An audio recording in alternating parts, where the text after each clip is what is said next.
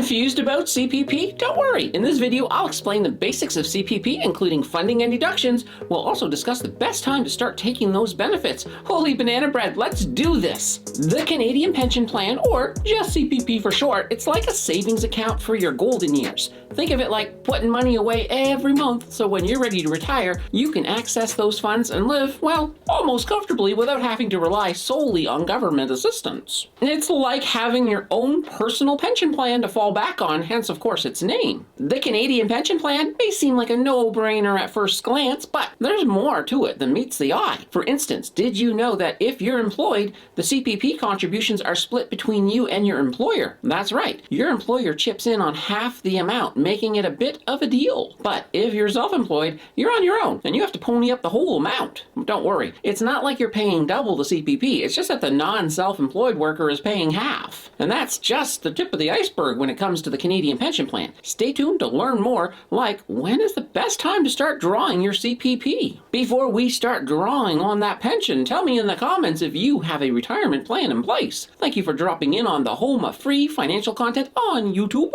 While you are here, please like and subscribe, as you do not want to miss a single moment, and a huge thank you for that click. The Canada Pension Plan has quite the history. It all started way back in 1966 when the government realized that Canadians needed a bit of a safety net for the retirement years. The plan was originally set up as a pay-as-you-go system where current workers' contributions were used to pay the benefits of, those who were already retired. But as time passed, it became clear that that system wasn't as sustainable as they had hoped. So, in the 1990s, the government decided to give the CPP a makeover and added an investment component to the plan to make sure it would be able to grow and provide for future retirees. And thus today, the CPP is a fully funded plan where current workers' contributions are invested with the goal of generating returns to pay for, you know it, the benefits of future retirees. Currently, the CPP is a retirement savings plan that is mandatory for all working Canadians. In addition to providing a source of income for retirees, it also provides income for the survivors of deceased contributors. Disability benefits are also available under CPP, whereas they will be paid to contributors who have become disabled and are unable to work. The CPP works by taking contribution from workers and their employers and investing those funds in a variety of assets, such as, of course, stocks and bonds. The investments are managed by the Canadian Pension Plan Investment Board, which aims to maximize returns on the funds while minimizing risk. This investment strategy is why the CPP is not going to simply run out of money and be unable to pay future recipients.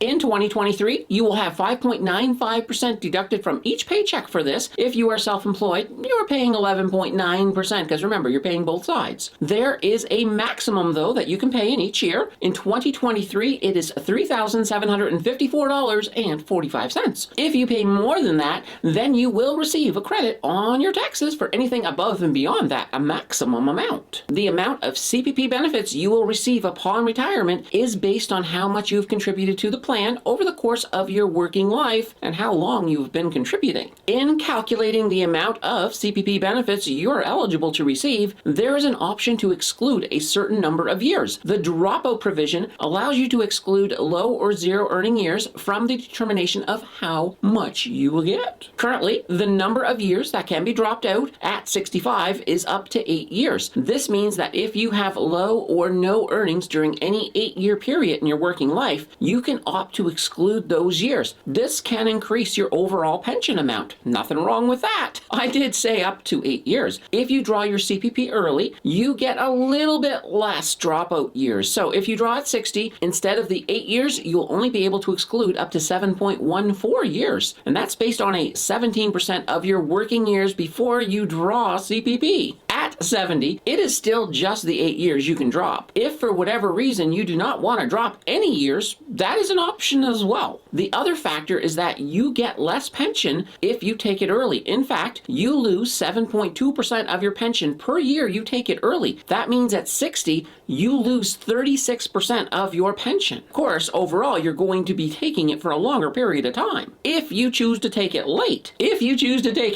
your pension increases by 8.4% per year up until 70, when you have to take it at a 42% increase. That's not too shabby. Another interesting factor that may come into play is that when you are on CPP, it increases yearly to match the rate of inflation. When you are deferring CPP, it only increases yearly to match the average increases in wages. This could be maybe a little bit important right now when inflation is at a higher rate than wage growth. The question then becomes, when should you start drawing CPP? Well, for that, we have to look at our good old buddy, Mr. Math. I am not going to work the dropout years into this equation, as honestly the difference between 8 years and 7.14 years is not really that significant in most cases. We will assume that the CPP payment for our newly retired example at 65 is $1,000 exactly. So if they took it early at 60, they're only going to receive $640 per month for the rest of their lives. If they conversely took it at 70,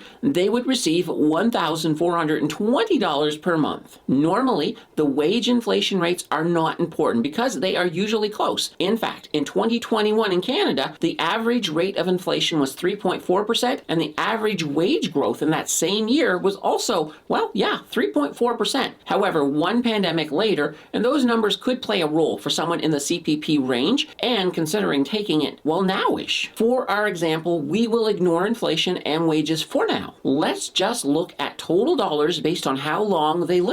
Over on the side, we have a chart that shows how much our example will get at each year and how much that will equate over their lifetime. If they pass on at 75 years old, the most profitable time to draw CPP for them would have been at age 63. Now, if we look at 80 years old, the best time is 67. At 85, at 69, if they live to be 86 years old or higher, the biggest money comes from, of course, drawing it at age 70. Nobody really knows how long they are going to live. But if you are not healthy and your family has a history of not making it to 80, then waiting to draw your CPP at 70 may not be the best idea. In that case, you may consider drawing it at probably 63 or maybe even a little younger. Conversely, if most of your family has made it well into their 80s and beyond, then drawing at 70 makes a lot more sense. Also, keep in mind, with medicine being better today than ever, it is making it easier to blow more candles out on your birthday cake. For someone reaching that CPP zone, one factor you may want to consider is, of course, that gap. And we mentioned this earlier, that gap between inflation and wages, which right now, there will be a slight effect on the calculations. So in 2022, the average wages grew 4.2% compared to inflation of 6.8%. That was just 1 year. And the problem here becomes, how quickly will those numbers get back together? It is a temporary blip, but you may want to work them into your calculations if you are in that zone. If you are 69 in 2022 and you're getting $13.36 per year, if this wage inflation gap were to persist over a decade, then yes, it could absolutely play a role. Honestly, for now, it is not a huge factor. I wouldn't even recommend worrying about it. In fact, it is so not important that I almost left it out of this video. With all being said and done, what age am I going to take CPP? My family has a history of going pretty deep into life, so I will more than likely hold out until age 70. There's other factors that you definitely want to take into account when you're deciding on the age, of course. One big factor, of course, is your finances. If taking it early makes financial sense, sometimes you may end up doing that. But if you can financially hold off until